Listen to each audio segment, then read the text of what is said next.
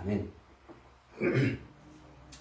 6월 4일 수요일입니다. 오늘은 레위기 23장 15절부터 22절까지 말씀입니다. 77절이란 무엇인가? 라는 제목입니다. 77절은 무엇인가? 요 23장은 절기에 대한 규례라고 그랬죠. 절기.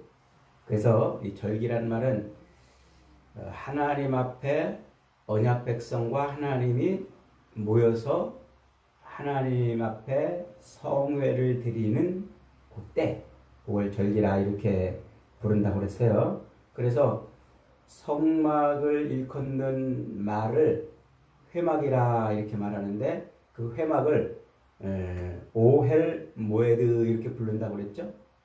절기도 모헤드라는 말을 똑같이 써요. 그러니까 절기란 하나님 앞에 모여서 하나님과 언약 백성이 하나님의 뜻을 이루는 그런 때, 그런 시간, 그것을 의미한다. 이렇게 말씀을 드렸습니다. 그래서 23장은 그 절기에 대한 이야기를 하는 거예요. 안식일부터 유월절, 무교절, 초실절, 그리고 오늘 묵상할 77절, 오순절이라고도 하죠. 그리고 이제 나팔절, 속죄일과 마지막 이제 초막절, 이렇게까지 모두 7개 절기를 쫙 말씀해 주시는 겁니다. 자, 1절부터 14절까지는 그 모든 절기의 가장 근간이 되는 안식일에 대한 규례를 배웠죠. 안식일. 그 다음에 이제 그 안식일을 기본으로 해서 유월절과 무교절, 초실절을 이제 배웠습니다. 이 모든 절기들은 다 예수 그리스도로 말미암아 성취가 되었다. 이렇게 말씀을 드렸어요. 요거를 잘 이해할 필요가 있어요.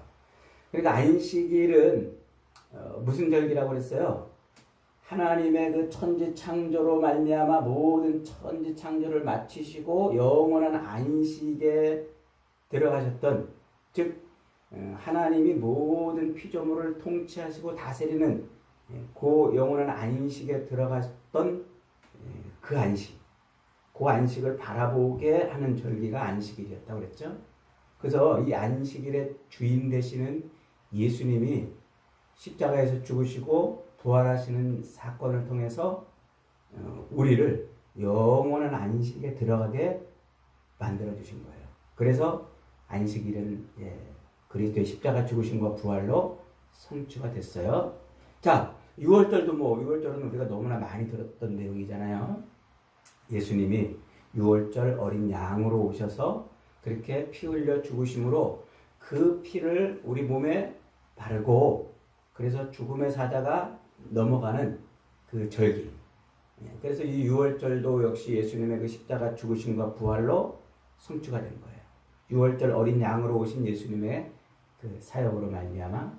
그 다음에 이제 무교절은 그 6월절로부터 그 다음 날부터 시작돼서 일주일 동안 지키는 절기인데, 이때는 누룩이 없는 순전한 빵, 순전한 떡을 먹는 절기라고 그랬죠. 그러니까 순전한 떡이 되신 예수 그리스도, 죄가 없이 순전한 떡으로 우리에게 생명의 떡으로 오신 그 예수 그리스도를 먹는 그런 절기란 말이에요. 그래서 예수 그리스도의 순전한 떡이 되셔서 우리에게 오신 그 예수 그리스도, 그 생명의 떡으로 말미암아 무교절도 성취가 됐어요. 그리고 이제 그 무교절 중에 어느 한 날 안식일 다음 날, 안식일이 지난 날 이제 초실절을 지키라고 그랬죠. 초실절. 그래서 이 초실절은 곡식의 첫 이삭을 드리는 절기라고 그랬어요. 그러니까 안식 후 첫날 첫 곡식의 이삭을 드리는데, 그 첫 이삭을 드리는데, 예수님께서 안식 후 첫날 부활하시면서 부활의 첫 열매가 되셨어요. 그 부활의 첫 열매가 하나님께 드려짐으로 말미암아 그 다음에 모든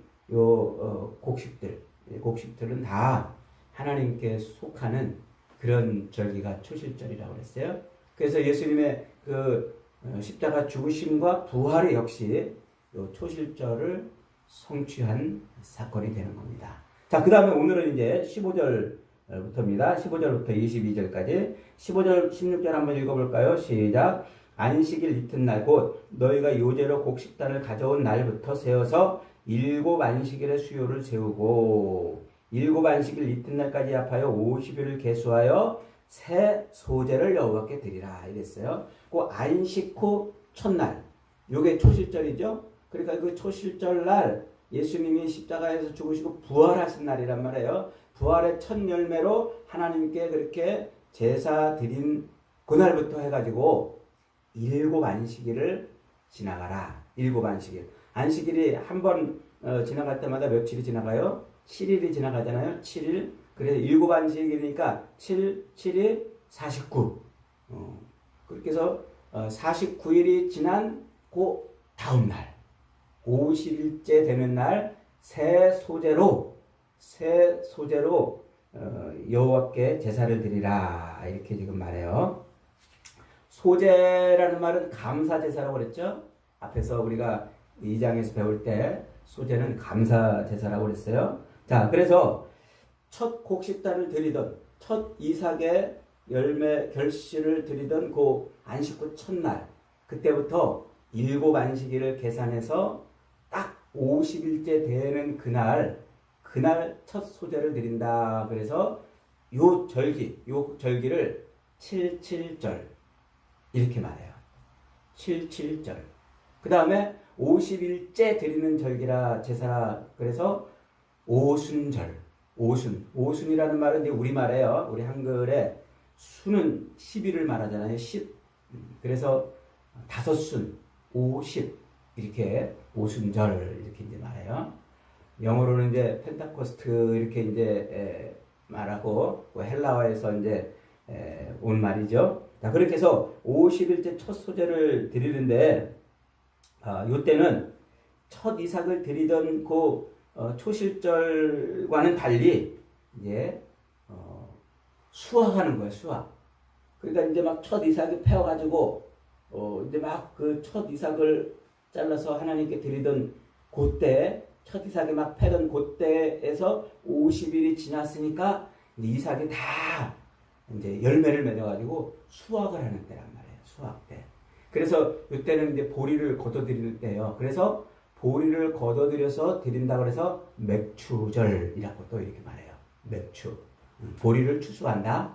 그래서 그러니까 요 77절은 모두 3가지 용어가 있어요. 하나는 7 안식일을 지난 다음에 드린다고 해서 77절. 그날이 50일째 되는 날이라고 해서 오순절. 그날 보리 추수를 감사해서 드리는 제사라고 해서 맥추절. 이렇게 이제 3가지 용어로 이제 부릅니다. 그런데 이 오순절, 맥추절, 77절 제사는 다른 절기 제사보다 상당히 아주 정교하고 그 다음에 아주 자세하게 지금 기록을 하고 있어요. 그래서 먼저는 이제 제사장은 각 처소에서 가져온 그 적은 고운 가루 10분의 2에바, 10분의 1에바가 아니고 10분의 2에바를 드려요. 10분의 2에바를 이제 그 소재, 곡식 가루를 가져다가 거기다가 누룩을 섞어요. 이번에는 앞에서 6월절에는 누룩을 섞지 말라고 그랬잖아요. 무교절에는 누룩을 넣지 말라고 그랬잖아요. 근데 이번에는 누룩을 넣어가지고 떡을 빚어요. 그걸 2덩어리를 빚어요. 2덩어리를 빚어가지고 이제 그걸로 이제 소제를 드리는 거예요. 자, 요 10분의 2 에바는 10분의 1 에바. 한 에바가 얼마라고 그랬어요? 한 에바가 22리터라고 그랬어요. 22리터. 큰 분량이죠. 그런데 10분의 1이니까 2.2리터가 10분의 1 에바예요. 근데 10분의 2 에바니까 4.4리터가 되겠죠. 이제 생수병, 우리가 2리터짜리 생수병 4병하고 좀 더 많은 정도, 이 정도 가루를 이제 거기다 누룩을 넣어가지고 떡을 2덩어리 떡을 빚어서 하나님 앞에 이제 소제, 화제로 드리는 거죠. 자, 자, 이렇게 해서 이제 드리는데 요 10분의 2 에바가 중요해요. 10분의 2 에바, 10분의 1 에바는 저 앞에 우리가 출애굽기 공부할 때 배웠어요. 이스라엘 백성들이 하늘에서 떨어지는 그 만나를 거둬들일 때 매일 아침마다 나가서 만나를 걷어오잖아요. 그 매일 아침마다 걷어올 때 그 만나가 한 호멜이라고 그랬어요. 한 호멜. 그런데 그 한 호멜이 얼마라고요? 그 한 호멜이 10분의 1 에바란 말이에요. 그래서 하나님이 그 출애굽기에서 그걸 정확하게 표시를 해줬어요. 그러니까 매일 아침마다 만나를 거둬들이는데 얼만큼 거둬들이냐면 한 호멜, 즉 10분의 1 에바를 거둬들이는 거예요. 그런데 매일 아침마다 10분의 1 에바를 거둬들이는데 10분의 2 에바를 거둬들이는 때가 있어요. 이때가 언제일까요? 이때가 안식일 바로 전날. 안식일 날은 나가가지고 만나를 거둬들이면 안 돼요. 안식일 날은 아무것도 하면 안 돼요. 그래서 안식일 전날은 10분의 2 에바를 거둬들여요. 매일 10분의 1 에바만 거두고 그것보다 더 거둬들이면 썩어버렸는데 안식일 전날은 10분의 2 에바를 거둔단 말이에요. 그 지금 요 수확물, 보리에 수확한 것을 10분의 2 에바를 드린다는 것은 지금 안식일 날만 허용이 되었던 10분의 2 에바를 거둬들이는 그런 것을 떠올리게 하는 말이에요. 그러니까 77절에 드리는 이 첫 소재의 제사는 뭐라는 거예요? 이틀치 만나를 준비하던 그 안식에 들어가던 안식일을 준비하던 그 만나를 거둬들이는 그걸 떠올리게 함으로써 요 77절의 첫 소재 제사는 안식에 들어간다. 이제 안식에 들어간다 하는 것을 지금 말해주는 거예요. 그래서 10분의 2 에바를 드리도록 그렇게 하는 거예요. 그러니까 이 77절 제사는 오순절 제사는 요 맥추절 제사는 이제 영원한 안식에 들어가는 제사다. 요 말이에요. 요걸 잘 기억해야 돼요. 자, 그 다음에 이제 그 가루에 누룩을 넣으라고 그래요. 무기절에서 누룩을 빼라고 그랬는데 여기 누룩을 넣으라고 그래요. 누룩은 뭐를 상징한다고 그랬어요? 죄를 상징한다고 그랬죠. 인간의 삶에 들어가서 인간을 밀가루 안에 들어가서 밀가루를 뻥튀기 시켜가지고 보암직하고 먹음직하게 만드는 그게 누룩이란 말이에요. 그러니까 이 죄라는 게 그래요. 우리 안에 들어와서 우리를 뻥튀기 시키는 거예요. 그래서 우리를 보암직하게 만들고 아주 우리를 잘난 사람처럼 내 의의를 자랑하게 만들어요. 그래서 바리새인과 사두개인의 누룩이 그거예요. 외식. 겉으로 남들의 눈을 의식해서 자기를 드러내려고 하는 그 외식의 죄에 빠졌다고 그랬잖아요. 그런데 하나님이 지금 요 77절 제사를 드릴 땐 거기다가 누룩을 넣어라 이렇게 말씀하셨어요. 그러니까 폼나게 만들어 드리는 거죠. 근데 이건 폼나게 만들어라는 그런 의미가 아니고 지금 결론부터 말씀을 드린다면 요 77절에 두 덩어리 떡은 오순절 성령이 임함으로써 만들어지는 교회를 의미해요. 그래서 그 교회는 유대인과 이방인들이 하나가 돼가지고 그렇게 유대인과 이방인이 하나가 돼서 하나님 앞에 드려지는 수확물이잖아요. 첫 수확물이잖아요. 그게 교회란 말이에요. 예수 그리스도의 십자가 죽으심과 부활로 인해서 만들어지는 그 첫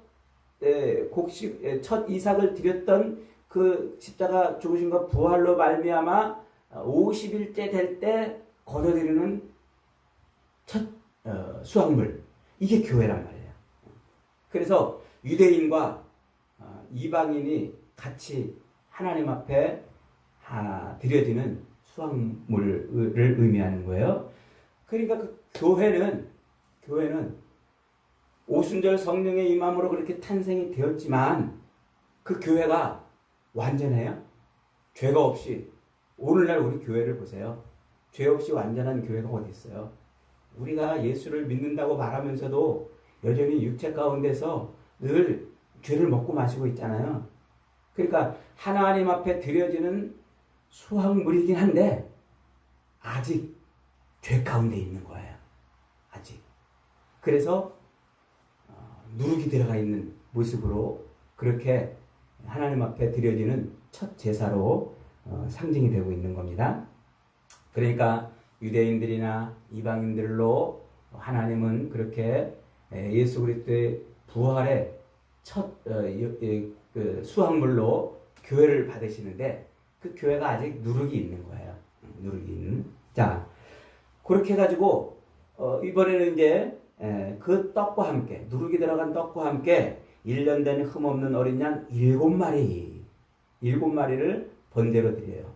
그러니까 이 7마리의 번제는 죄 사함을 위한 것이라고 그랬죠. 그 다음에 어린 수소 1마리와 순양 2마리를 또 번제로 드려요. 자, 흠없는 어린 양 7마리는 7이라는 숫자가 의미하는 게 뭐라고 그랬어요?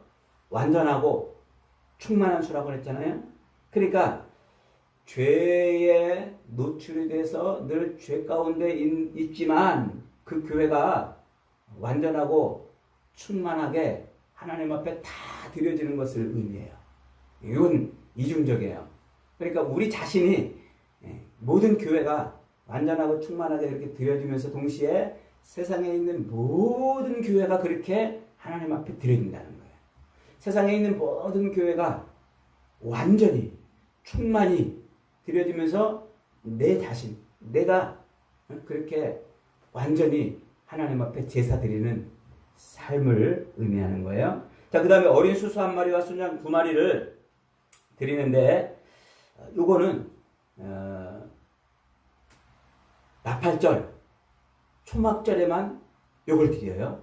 앞에는 이렇게 안 드려요. 그러니까 어린 수수와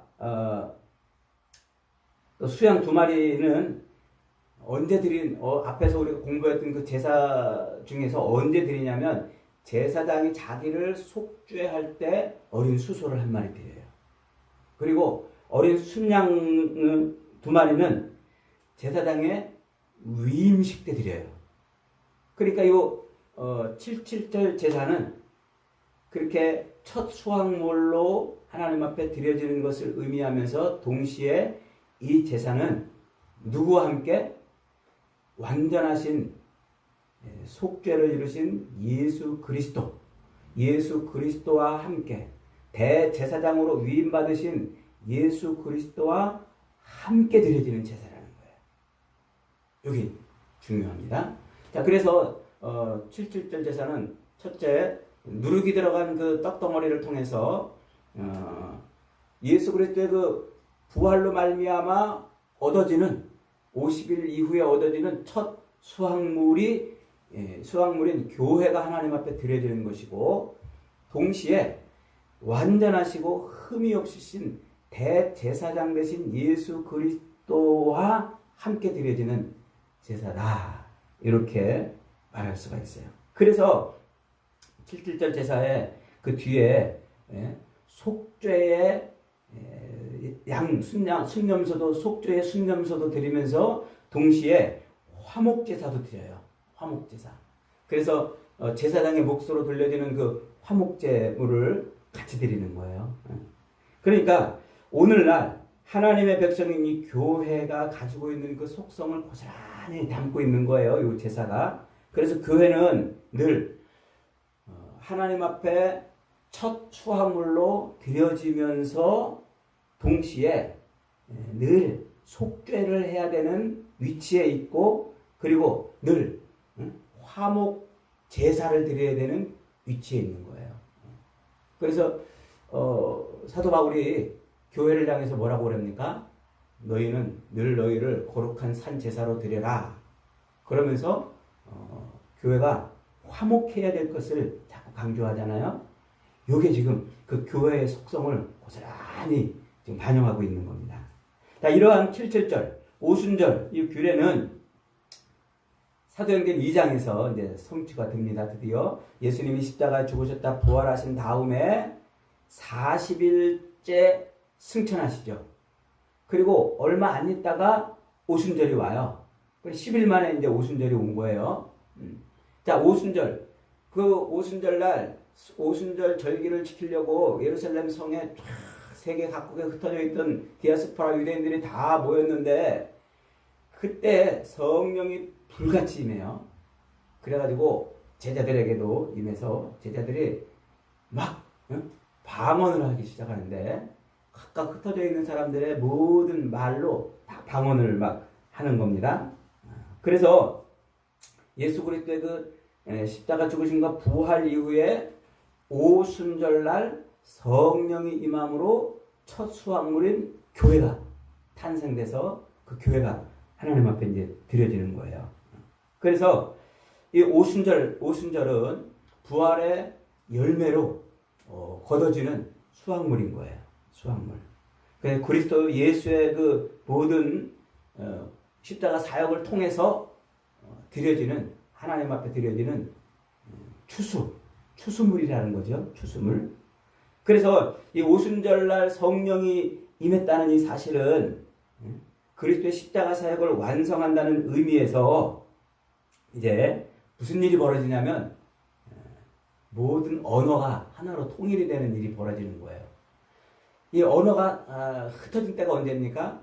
저 앞에 창세기 11장에서 인간이 바벨탑을 쌓다가 반역의 바벨탑을 쌓다가 하나님의 언어로 혼잡해버리잖아요. 그래서 세상에 쫙 흩어져요. 모든 민족이.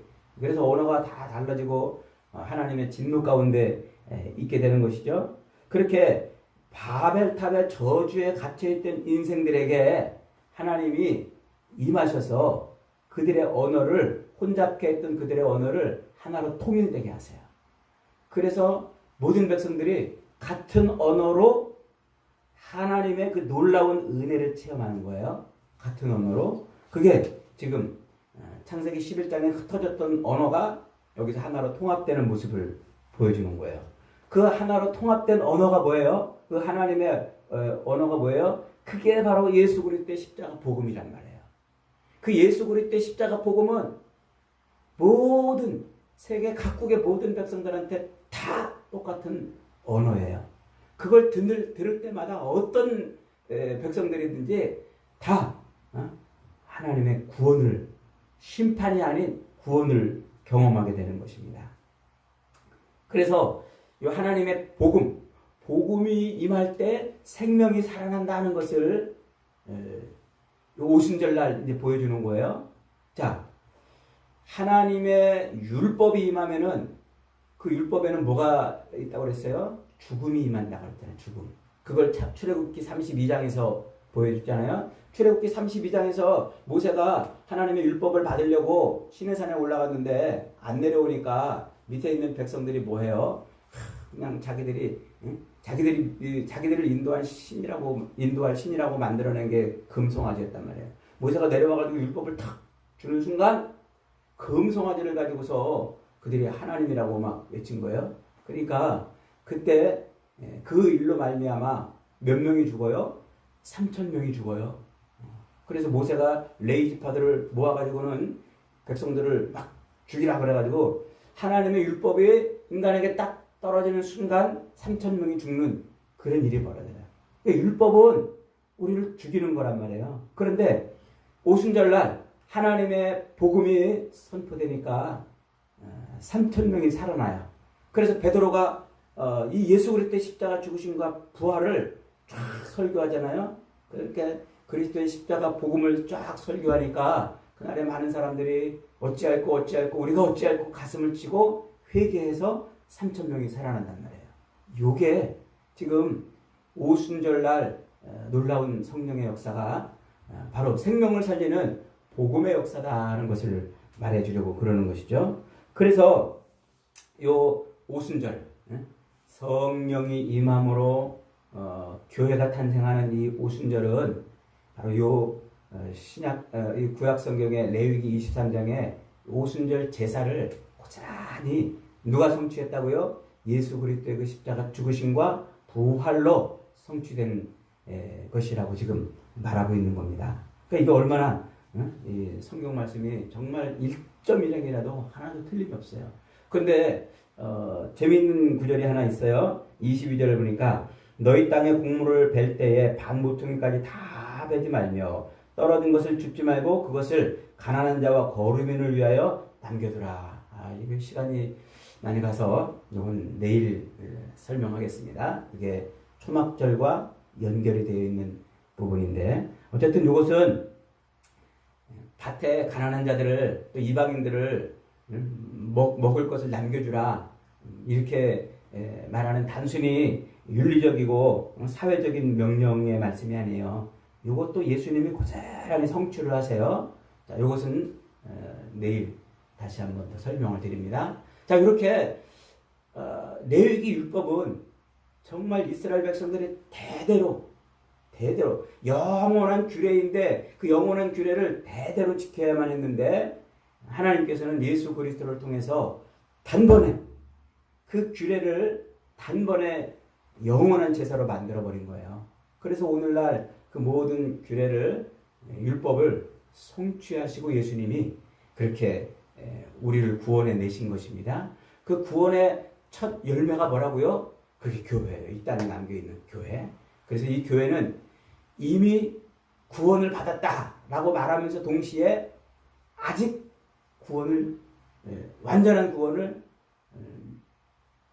구원에 들어가지 못했다. 이렇게 말하기 때문에 누룩이 섞여 있는 모습으로 설명을 하고 있는 거죠.